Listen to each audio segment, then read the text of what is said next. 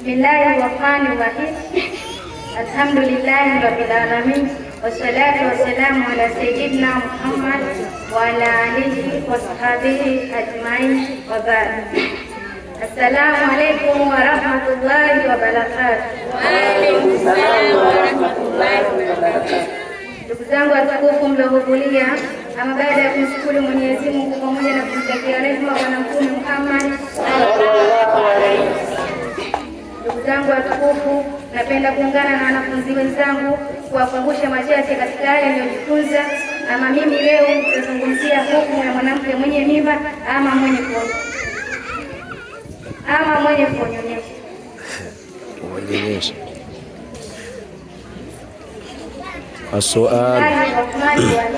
Alhamdulillahi rabbil alamin wassalatu wassalamu ala sayyidina Muhammad wa ala alihi wa sahbihi ajma'in. Assalamu alaykum wa rahmatullahi wa barakatuh. Wa alaykum salaam wa rahmatullahi wa barakatuh. Ndugu zangu watukufu mliohudhuria, ama baada ya kumshukuru Mwenyezi Mungu pamoja na kumtakia rehema Bwana Mtume Muhammad sallallahu alaihi wasallam. Ndugu zangu watukufu, napenda kuungana na wanafunzi wenzangu kuwakumbusha machache katika yale niliyojifunza. Ama mimi leo nitazungumzia kwa uchache hukumu ya mwanamke mwenye mimba ama mwenye kunyonyesha. Je, inapaswa kufunga mwezi wa Ramadhani? Bismillahirrahmanirrahim. As-su'al.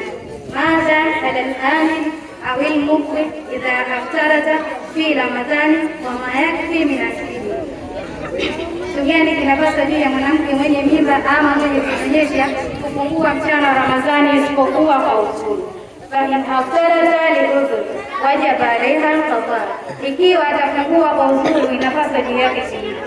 Fa in kana udhruhum al-hawl ala al-hawl, na juu yao pamoja na kulisha maskini kila siku kiwango kimoja cha chakula kwa siku ambazo wameacha kufunga.